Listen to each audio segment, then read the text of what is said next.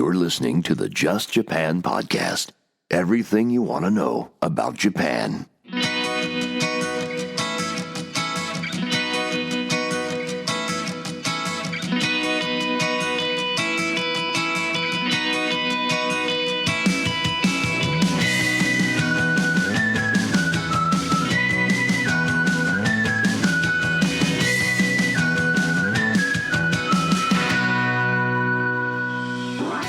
Well, hey there, everyone, and welcome back to the Just Japan podcast. It's me, Kevin O'Shea, a Canadian living and working here in Asia.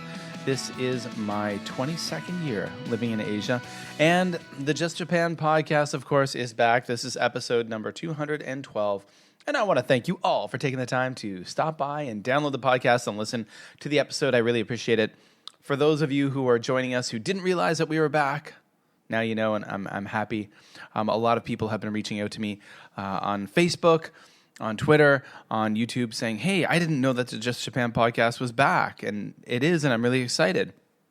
And I'm excited to have all you guys back listening. This is really cool. In episode 212, this one, I'm going to be talking with first-time guests on the show. I'll be chatting with Walsh. She is the tour de force behind the Seek Sustainable Japan podcast, and she is based in Hiroshima, Japan. Been living in Japan since the 1990s with her family, and she does amazing things to help promote sustainability in Japan, sustainable business practices, as well as sustainable tourism and travel. She is a entrepreneur, a consultant, a sustainability consultant. She is a travel guide, a tour guide. She does a lot of amazing things, and in this podcast episode, we talk all about that journey, her life, to just share everything from sustainable agriculture, people buying, renovating old homes in Japan. There's so many amazing things. Her podcast is a must listen. We have a fantastic conversation, and that will be coming up soon. So I wanted to let you guys know that, of course, the Just Japan podcast and the Supernatural Japan podcast have kicked off.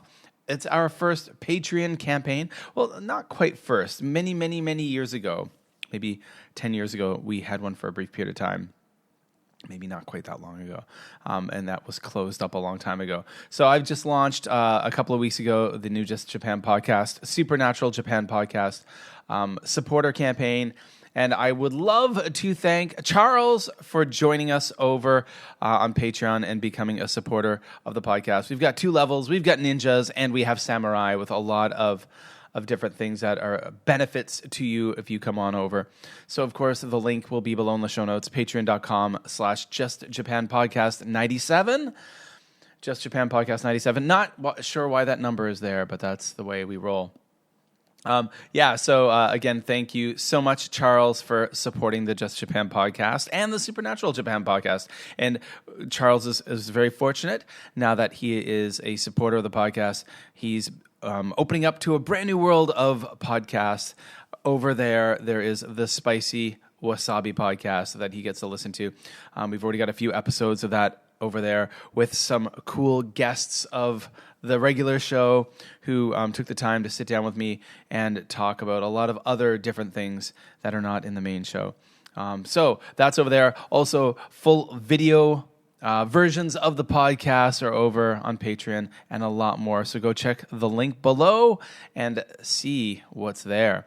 Okay, so now it is time to have our conversation with Walsh all about sustainability and sustainable travel in Japan. If you're someone who's thinking of moving to Japan, working in Japan, maybe buying an old home, renovating a home in Japan, getting into some kind of farming in Japan and these kind of more rural areas, this is Walsh. She's the person to listen to find out more about that, because on her podcast she talks to a lot of incredible people who are doing those incredible things. But now let's talk to the incredible Walsh and find out what she is up to. Here I am, Kevin, with another episode of the Just Japan podcast, and I'm chatting with the ever-charming Walsh, Joy, in Hiroshima. Joy, thank you for joining us on the podcast. Of course. It's a pleasure, and I actually got to see you IRL last year. Wasn't that funny how that happened? That was so fun. That was so weird. That's, So like I love doing that because I've been doing my podcast since 2020. yeah. I've met so many people online that I never have a chance to meet in person. So seeing you at the castle while I was Yeah. doing my tour just by chance, that was so fun. Absolutely by chance. So, folks, just before we get into the introductions, we'll start with a little story. So, JJ is a prolific content creator, podcaster, sustainability guru, in my opinion, and all the things I care about. She's really a big advocate for. And you're based in Hiroshima, Japan. Now, for those of you who follow my story, you know that I was in China for several years during what they called zero COVID, the very restrictive years in China where we didn't have a lot of freedom to move around. We were stuck there for a few years, and then when we finally we left China, and we were on summer vacation this year, our first time in Japan in 3 years, and we decided to take our kids to Hiroshima because they've never been there. We're like, we're always based in Osaka, where my wife is from. We said we need to get the kids there. They need to see the Peace Park. They need to see all those, just an important thing. Anyone who's got a Japanese passport needs to get there and see at least maybe at one point in their life. So we went to the Peace Park, and afterwards we went to Hiroshima Castle, and we're walking along, my wife and my kids and I heard a voice that I recognized. Literally, that's how it happened. And I look over, and there you were guiding a group of people. And I had wished so much that I was there on my own or with my family, because then I could have told you guys some stuff too. But working. I was working. Yeah, I was you're guiding. working. And I realized that too. So I went over and we said a quick hello, had a hug, took a selfie. And then, of course, I didn't want to interrupt you. I realized you're working. So it's just like, all right, see you. And it was just really cool. A cool chance meeting. It was so fun. Yeah, you'll have to come back and let me take you around. Sure. Definitely. Would love to. So, you're a prolific podcaster, an epic content creator. But let's kind of do the eagle eye view down and look a little bit about I always like to ask people about their Japan origin story, kind of superhero-esque. How the heck did you end up in Japan? And how the heck have you been there so long doing what you're doing? Because you've got an interesting story, I think. Like many people, come to Japan on the JET program. You heard of the JET program? Oh, you were a JET, were you? Oh, wow. I was a JET in Kyushu. I graduated in psychology, had really no intention of ever becoming a teacher, but the JET program was just for any graduate from an English-speaking country who could come over and try teaching and living in Japan. You're kind of like a communication ambassador, right? Yeah. You're not really supposed to be teaching. You're supposed to support the local English teacher and be a part of the school as a real English speaker that the kids might want to talk to, right? I mean, it's a good concept. The shock for me was when I got there and even the English teacher could not speak English. Like he could read from the textbook. He could speak English from the textbook, but not like communicate. So that was a great opportunity for me to study really hard. Yeah. Those first 3 years I spent in high school as a JET, studying every day. There was no internet. There were no phones. I was studying from books. Do you remember those? Yeah. Ironically enough, I'm sitting here and I've got a book next to me. Is actually written by the most famous JET. It was the Abroad in Japan book. Abroad in Japan. Yeah. Yeah, his book that is a bestseller, but Chris Broad, who was like just ironically enough, like was he a JET? He was a JET. Yeah, that's how he came to Japan. He was a JET. And that's how he got started with his content creation. And his I have met so many people who are doing interesting things. Many of us started our love of Japan here. Oh, actually, so here I am teaching at the International School of Penang in Malaysia, which is this like long historied British school. My current head of school was a JET. So there you go. I mean, he's run schools across the world, and he's the head of school here, and he was a JET. We got talking about that, which is really interesting. There's so many of those amazing connections. So you were a JET, and then what part of Japan did you arrive in? Because normally I was in Oita. My parents divorced when I was in high school. And my dad remarried a Japanese woman from Oita. Oh. And so I hadn't really seen him much when I was in high school. And I was like, well, it'd be nice to see his family, be kind of near them. So I Okay. requested Owita in the interview, and they're like, "You want to go to Owita? Yeah, okay, What? put this girl down." You know, most people are like Tokyo or Yeah. Kyoto or Osaka, and I was like, "Owita, please." And they're like, "Okay." Do you speak Japanese? No, nothing. But they're like, "Yeah, go ahead. You got family support, go for it." Wow. Okay. Cool. But I just intended 1 year, and then it was such a kind of eye-opening experience. I was already entered into graduate school to continue my psychology, become a counselor. That Okay. was my path, right? Mm, And then after a year of teaching, like what I was doing, interning for hospice in psychology, it was heavy. And once I started teaching in Japan and traveling around Japan, and it was such a friendly, easy, nice place to be, really nice people all around. As a young 20 something, it yeah. was really appealing to stay. So I ended up staying for 3 years, traveling all around Japan. And then with my now husband, who's from the UK, who was also on the JET program, Oh, okay. we traveled all around Asia and a little bit of Europe for 2 years. And then Mm, a job opened up in Hiroshima. And we had both had a great impression of Hiroshima because he's a trail runner. He loves okay. the mountains, right? Yeah. I grew up in Hawaii. I love the Mm, islands. And Hiroshima had both for us. yeah. Oh, So we came back in 1996 just thinking 1 more year yeah. and raised 2 kids, bought an own house, started a website, like we just got really connected to the local people here and the local businesses and started doing more tourism things, got good university jobs. So, yeah, Nice. still here. That's fantastic. Yeah, it's amazing too how often it's with so many of the amazing people we meet and you've met through your podcast and other things you do. How a lot of people it's an accidental thing. That's never the plan. For me, I worked in the IT industry. I worked in a game development company before I came to Asia back in 2002. And it was coming to Asia was going to be a 1 year thing. It was a gap year I was going to take, and I was going to jump right back into IT. And now it's 2024 and I'm still here. I went back to Canada in between early on and got my teaching degree, my Bachelor of Education and my Canadian teaching license and all that, which is what I do now. Since I'm an international school teacher, that was something that was necessary. But I mean, okay, so let's talk sustainability. Boom. I want to talk about this. That's something I'm very passionate about. It's something I care a lot about in my schools.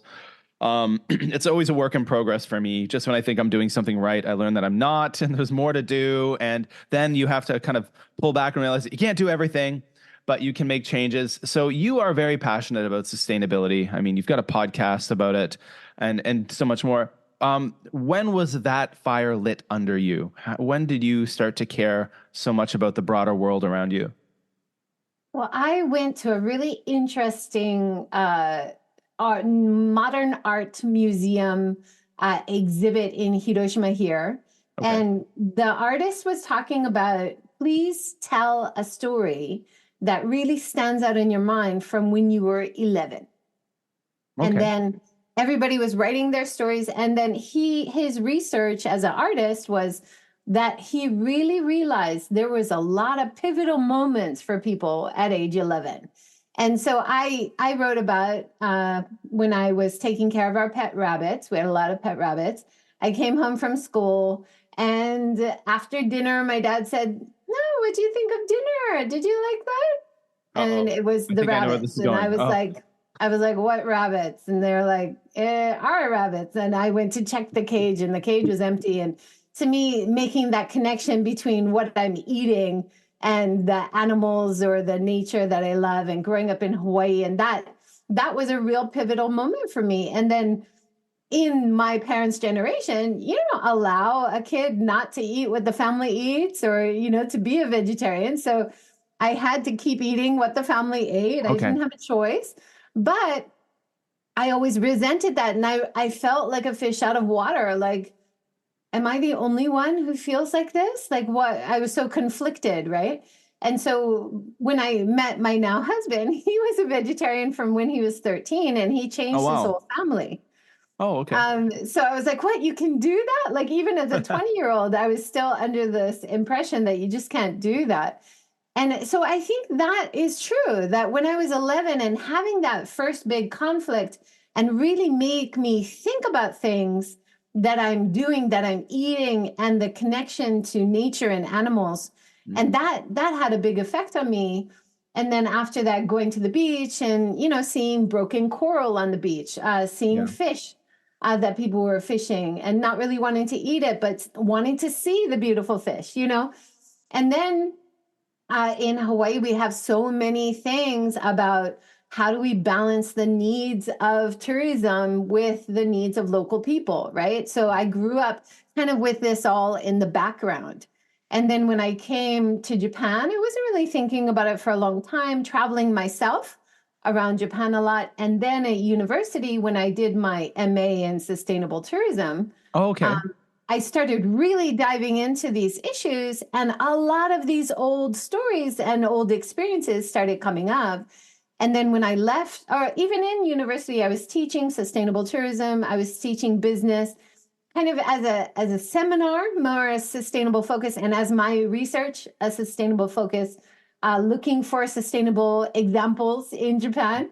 And then when I left and went independent, I thought, oh, great, this is the time I'm going to consult with businesses and really encourage them to be more sustainable. And then you realize there's not actually a lot of businesses ready yet who are looking for that. It's like the compliance level, right? Yeah. And so I think COVID happened. I was doing guide training to help with communication, which is following on my training from as a teacher, right? But I would always add things about sustainable tourism and how we can promote local products, which helps local people, but it's also keeping culture. That's a part of sustainability, right? Yeah, So absolutely. having this people, planet, profit in balance idea, which is actually also an ancient Japanese idea. How do you run a business but take care of society? Ancient, like old style sampo yoshi, they used to call it, right? Okay. So there's a lot of these old ideas from Japan, which are very relevant to the sustainable conversation.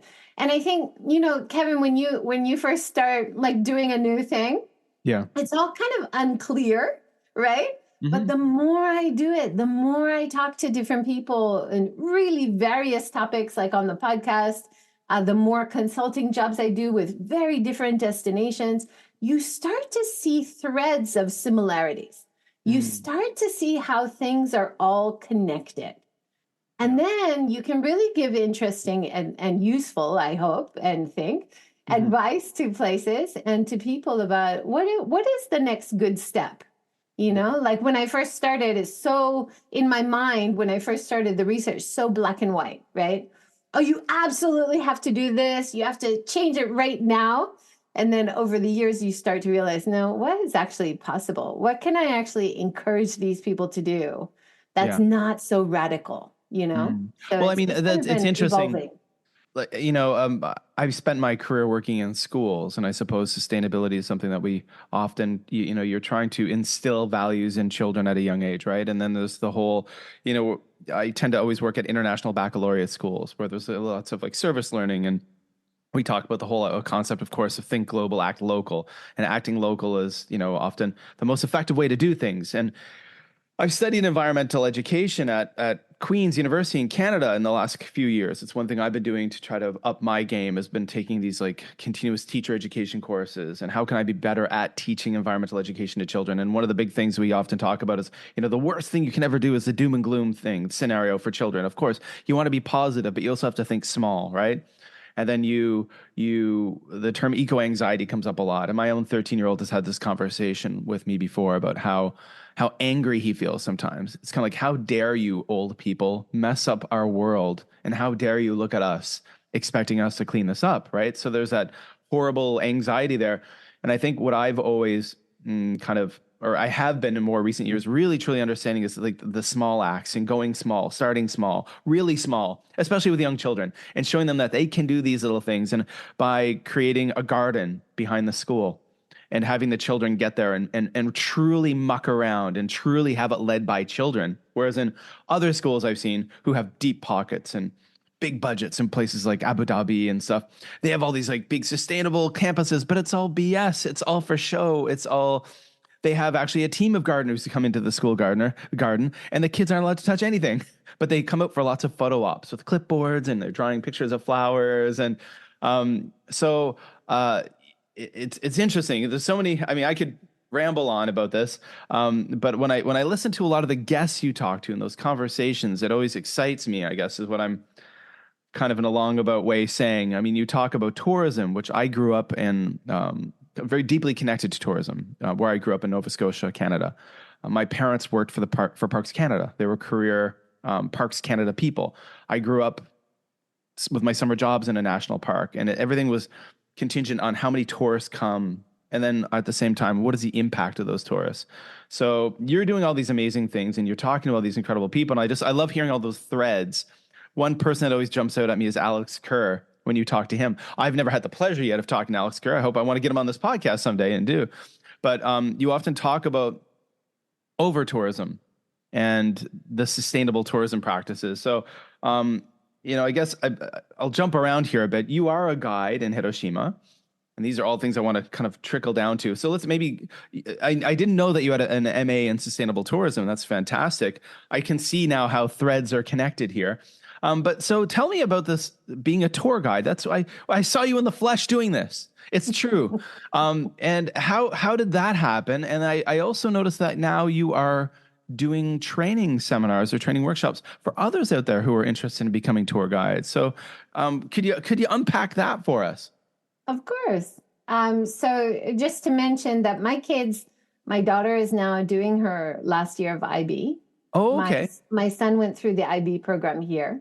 Okay, so she's using IB, the DP, I guess the DP program, the diploma program. IB is a great way to do community service. They're doing this CAS thing, right? Where they CAS project. I'm working. I've got CAS students helping me in my little primary garden every Monday. They help me in all the little ones. Yeah. It's awesome. And that's how my son, who is now studying sustainable business and entrepreneurship in the Netherlands, in Utrecht, and he did his IB, and he really started to think about, like, similar to my story, the origin of things and how things are connected in terms of the environment. So one of his past projects was to do some kind of volunteering. And I said, why don't we do beach cleanups? And so he started doing beach cleanups with me every month. And not only that, he would start to analyze, like the ocean cleanup is doing, to analyze where that plastic trash is coming from. Yeah. And then making that strong connection to, unfortunately, our local oyster industry, which is using plastic spacers between the oysters instead of bamboo like they used to use 50 years ago. It's hard to change back, right? Once you get, plastic is convenient. Plastic is cheap.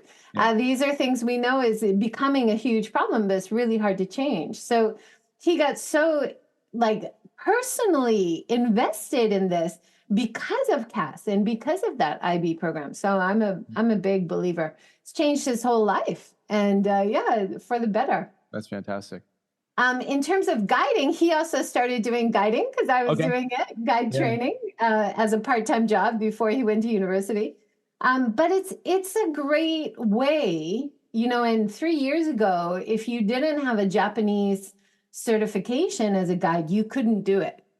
But a few years ago, they changed the rules. So now anybody who's a taxpayer in Japan, you can be a guide. And so I was training Japanese guides for years who were trained. They had all the knowledge, probably too much knowledge.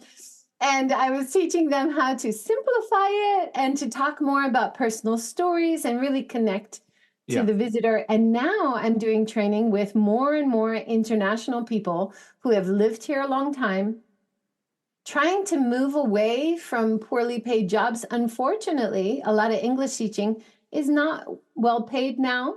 A lot of people are struggling coming out of COVID. So it's a really nice part-time job. Plus, we need more local guides. We just don't have enough. We've got huge demand.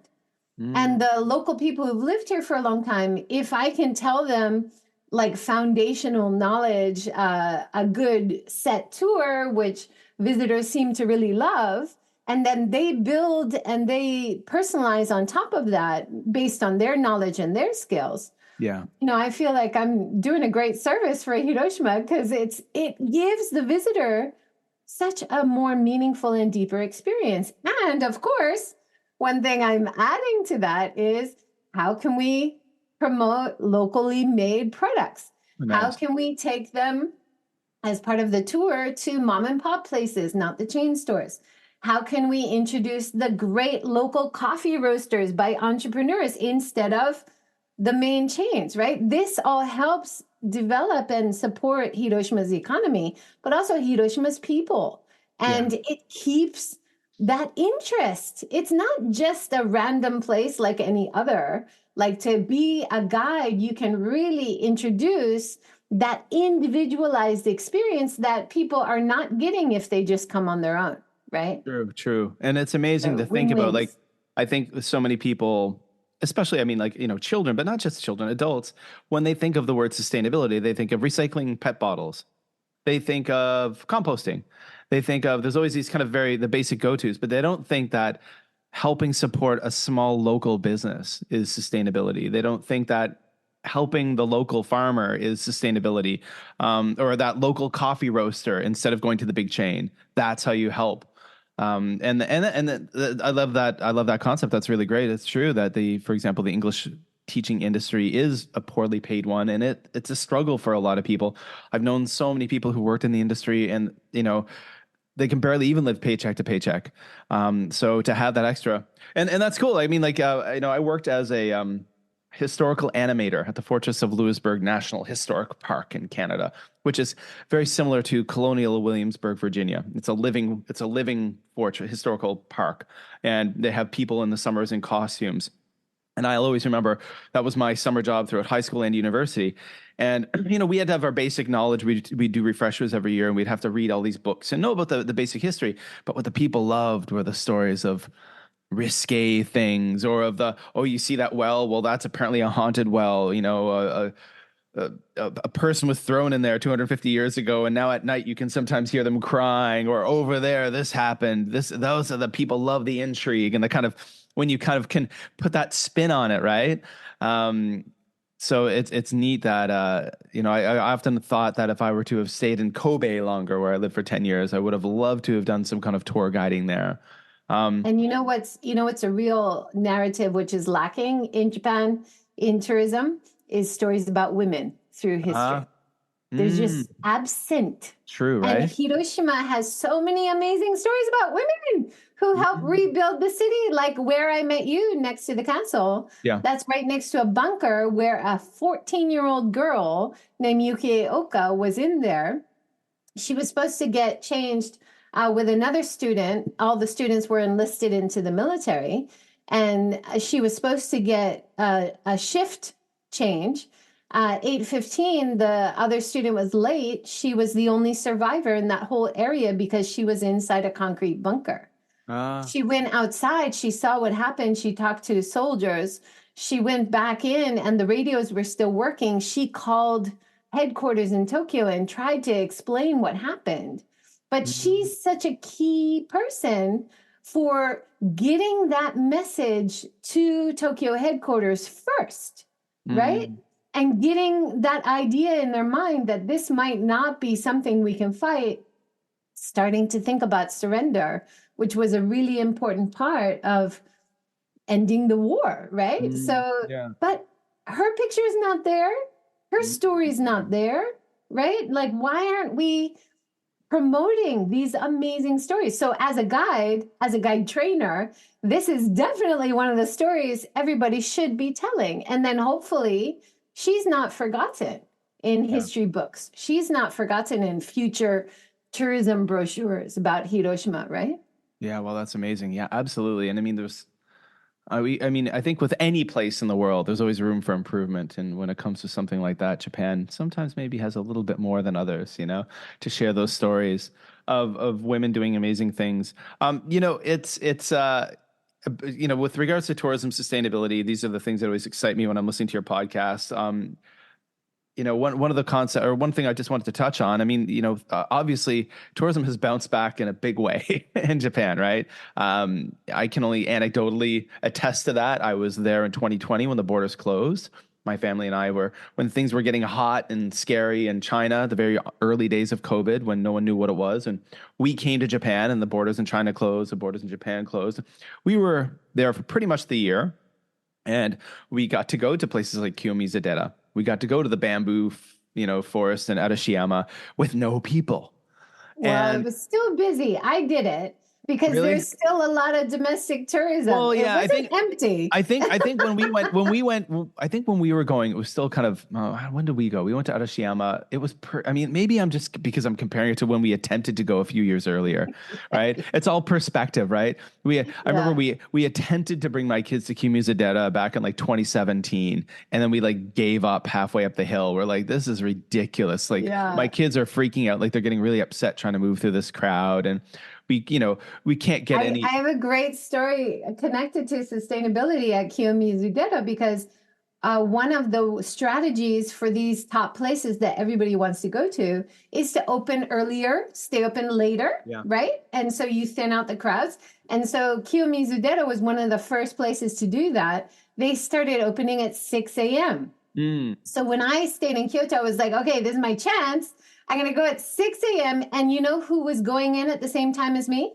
Local people. Yeah. All the local people go in every day. They do their Rajio Taiso, their exercises up there in that beautiful lookout location. And then I was like, absolutely what we need to be doing, because local people in Kyoto are complaining, as they should. Yeah. Every place that they care about is just overrun with tourists. Yeah. So when you find out opening really early in the morning actually benefits them, that's sustainable tourism in action, man. Well, one of the things I learned about over the years of living in different countries, like living in China, living in different parts of China, now we're in Malaysia, is that different cultures move and kind of act and wake up in the day at different times and start doing things in different times. So we learned that when we were, for example, in southern China, no one leaves the home and goes to a shopping mall until 2 or 3 p.m. Just the whole world wakes up and starts getting out of the house in the afternoon. So when did we go to places? Well, of course we went there at 9 o'clock in the morning, and we'd have the empty mall to ourselves. We'd have the empty this place or that place, So, we noticed that like when we were staying in Osaka, we were in a place called Tanimachi in Osaka over the summertime. We were there for about 5 weeks, and those areas like Shinsaibashi. Oh, wow. I mean, of course, those are where everyone goes, right? Dotonbori, Shinsaibashi, Kyoto, Kiyomizu-dera. Those are the places that everyone goes. That Golden Triangle, of course. So I think one of the things that I do appreciate, even, when you have the content creators who are trying to celebrate those kind of lesser walked paths, places like Tohoku, places in Kyushu, how often do you hear people talking about Hyogo Prefecture, there's so many amazing places to go to, right? That people aren't. So I don't know. It's interesting. What are you seeing in Hiroshima? Just anecdotally, are you seeing a lot more people now? Are you seeing any negative impacts? Are you seeing things that can be improved? I mean, it's been encouraging actually, because I've started to see more interest in lesser known areas. Okay. And so most of the bookings that I get and pass on to other guides, they just want to see the highlights. They want to see Miyajima and Peace Park usually in the same day. They want to come in from Osaka or Kyoto and just do a day trip and come back out. When we first came to Hiroshima in 1996, we wrote letters of complaint to Lonely Planet because that's what they were recommending everybody do. There's no reason to go to Hiroshima. Just see the Peace Park, see Miyajima, get out of there. And we started a website called Get Hiroshima. And so we knew there was so much more. That's why we started the website, because we want people to dig deeper, to stay a while. Are you kidding me? You don't come in and out. Yeah. I had one kind of negative interchange on old Twitter with somebody bragging that she came in and saw the top sites in Hiroshima in 4 hours. That's 2 places an hour apart by public transport. And she was bragging, oh, we just ate a hot dog at the convenience store. So this is the opposite of sustainable tourism. People who are using the local infrastructure, right? This is the old JR Pass, so they're not paying per ticket even. Yeah. Using, all the taxpayers, you're funding all of this infrastructure. You're funding everything they're doing. They're probably going to use the toilet. Well, that's something we fund as taxpayers, right? Yeah. She only buys a hot dog from 7-Eleven, which is probably not sourced from Hiroshima, right? It doesn't benefit Hiroshima at all, or just the tiniest fraction, but it actually costs the local taxpayers more. So when you have these concepts, and this is something Alex Kerr talks about too, it's called $0 tourism or 0 yen tourism. And it actually does more damage than benefit. And so the official stance of just thinking of tourism as numbers, and the more numbers, the better, that's also really damaging, because it's not about numbers. It's about quality of stay. Yeah. We want people to stay longer, to stay outside the busiest areas, to go earlier, to go later, right? So how do you develop that kind of tourism?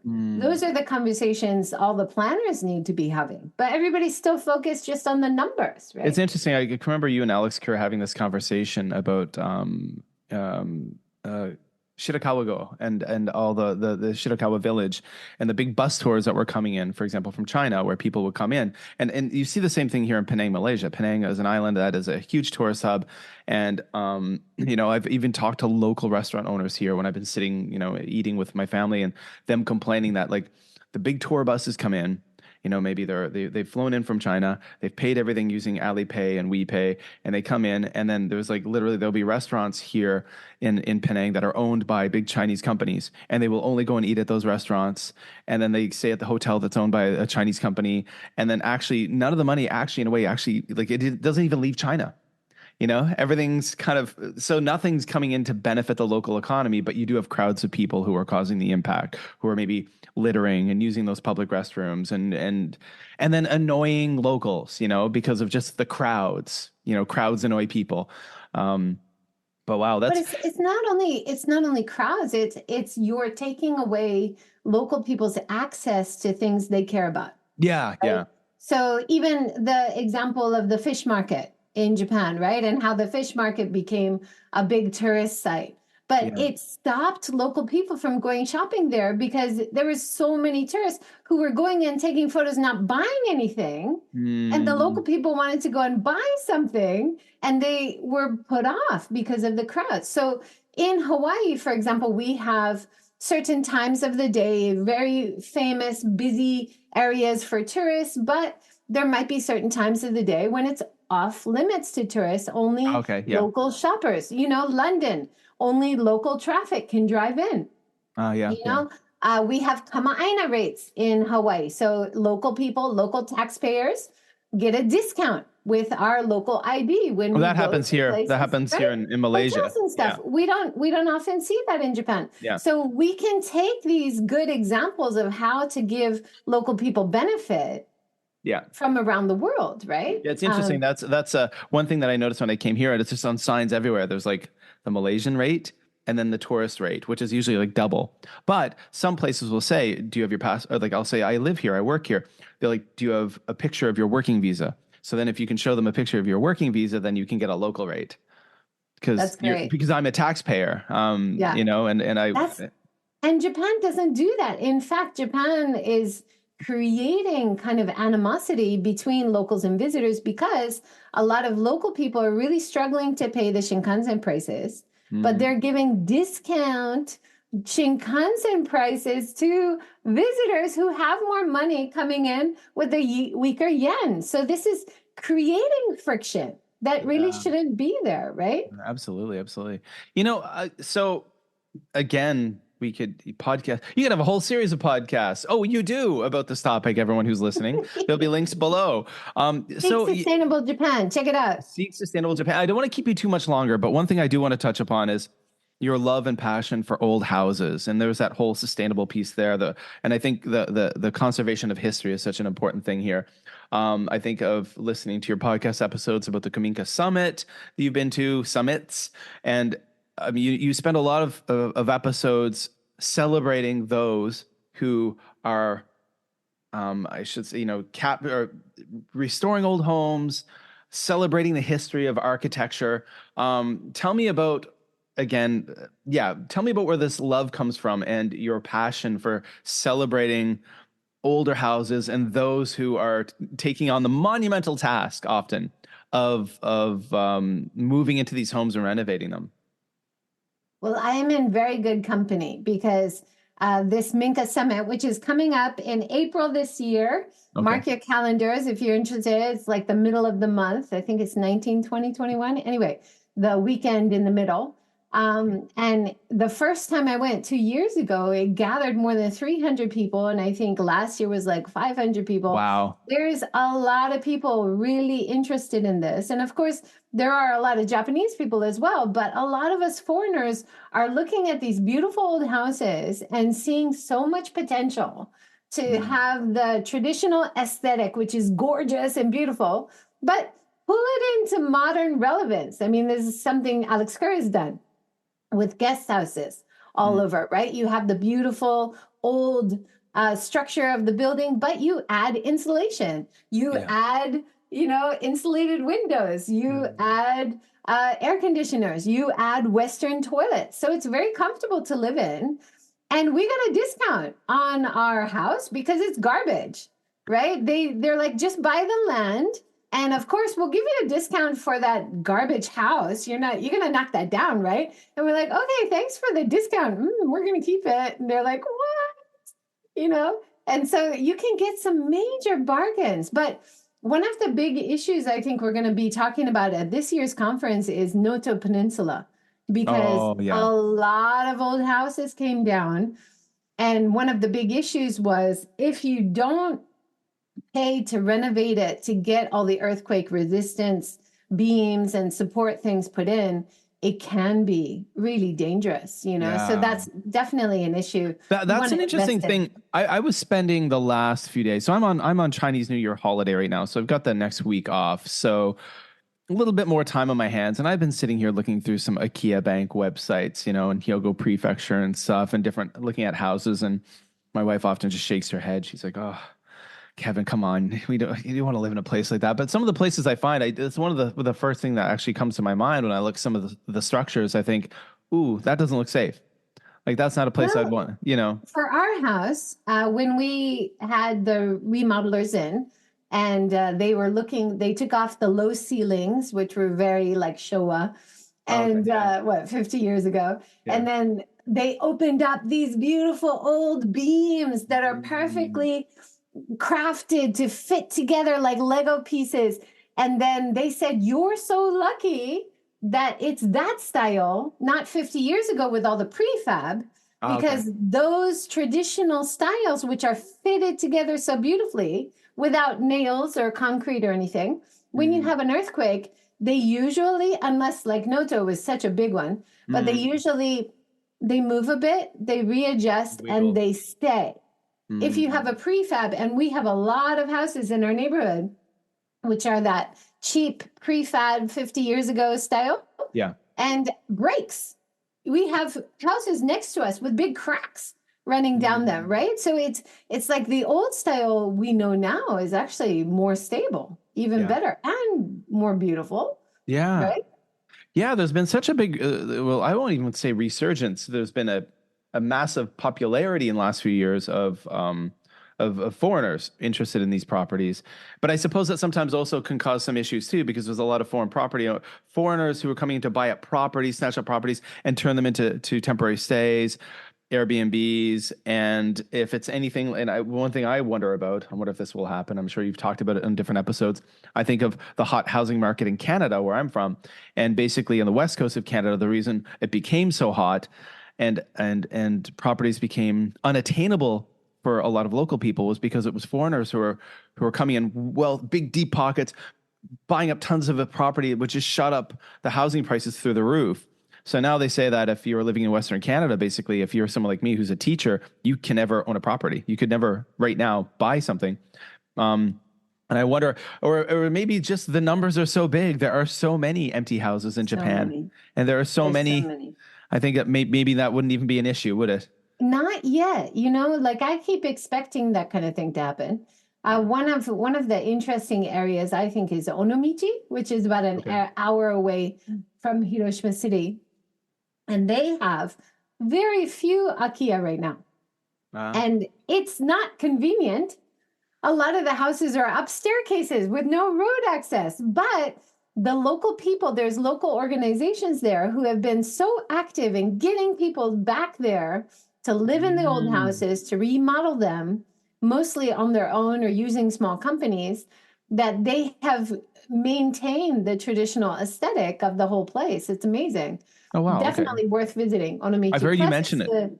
It's the shoot off point for the Shimanami Kaido. So you can do the cycling from amazing there cycling. as well. Very cool. And yeah, it's a great example of how you can do it. But I think there are whole neighborhoods in rural areas of Japan that are entirely empty. You know, this Akiya thing is serious. Yeah. And there are a lot of people coming in and investing and just buying rental properties. But if it's rental properties, at least it's being used. One of the things you notice when you walk around a lot of rural areas, even around my neighborhood, is just all the houses are empty and nobody wants to live next to a street full of empty houses. So even if it was used just for Airbnb or guest houses, people would be really happy because it's getting used. At least somebody's there and it's safer, right?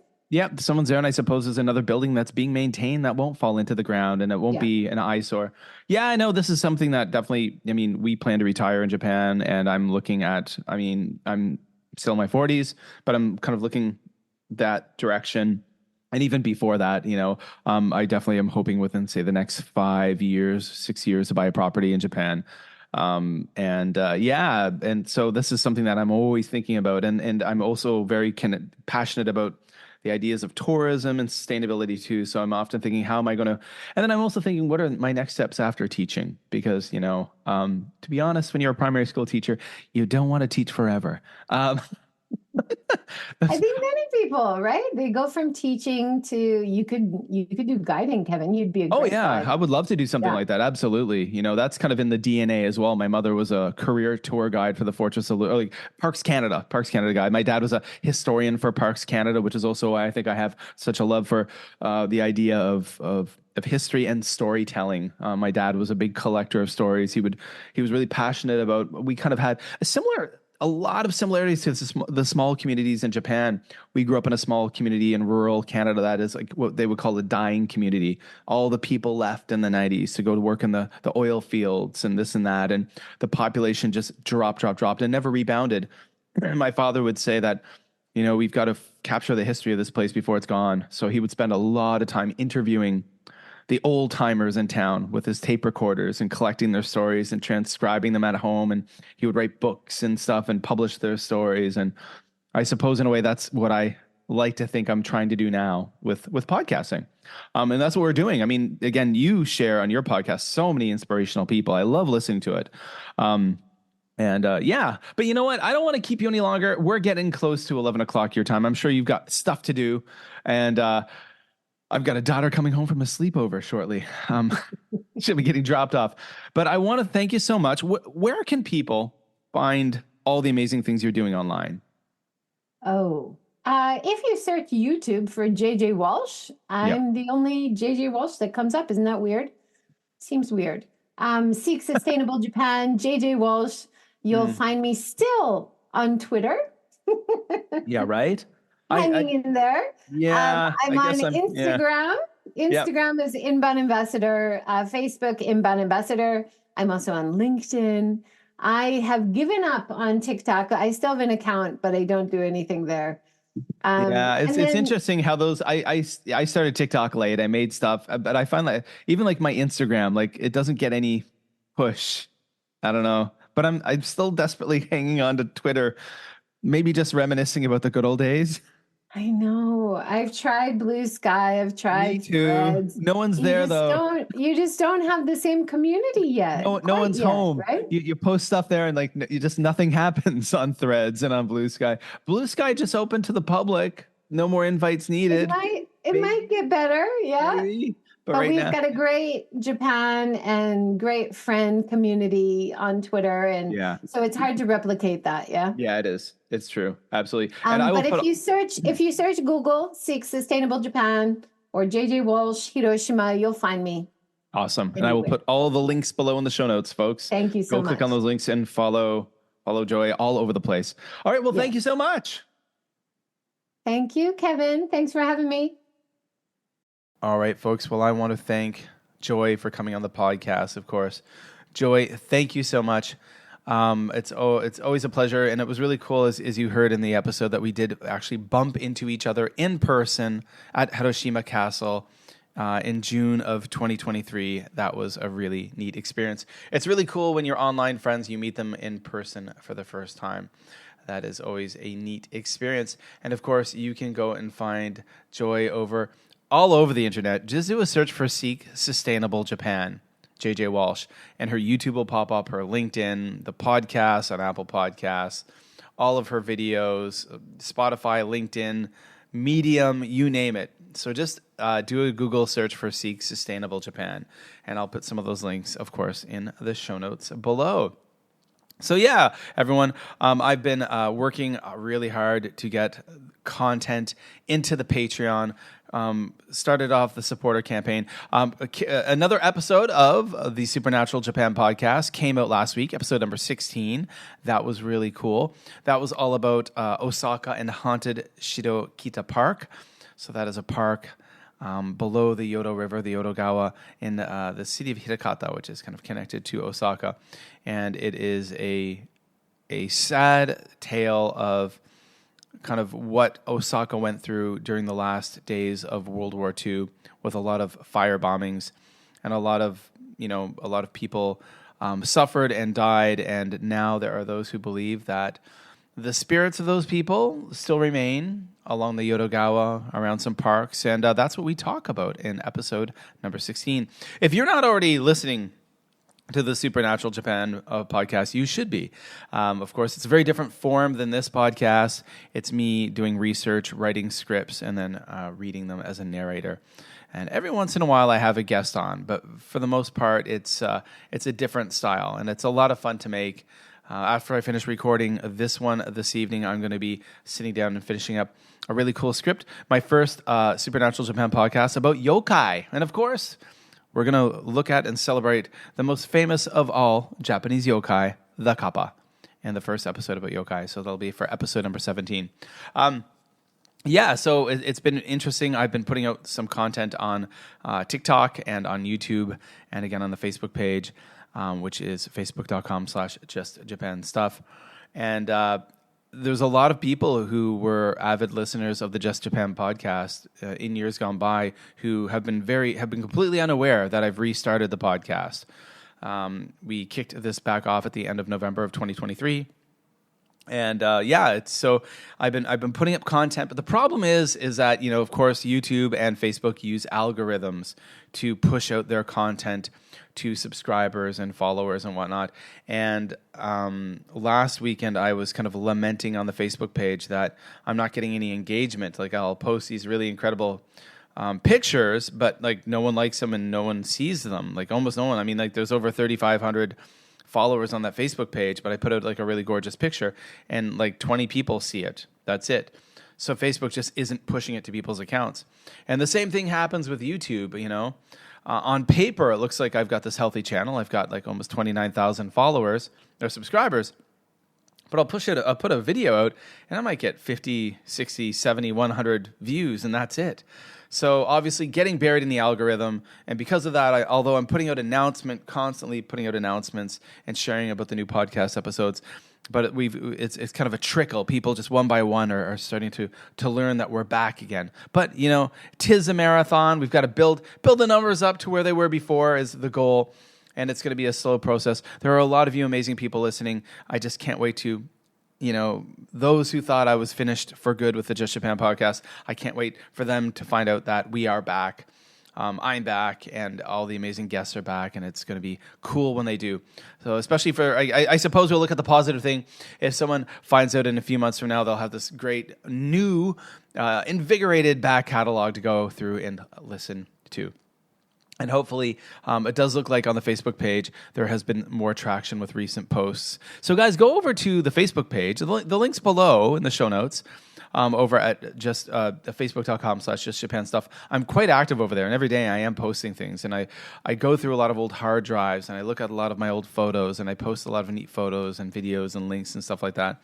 I even did a live stream last weekend from that space. So go check that out. And of course, I'm going to push it again. Go check it out. And I will a lot.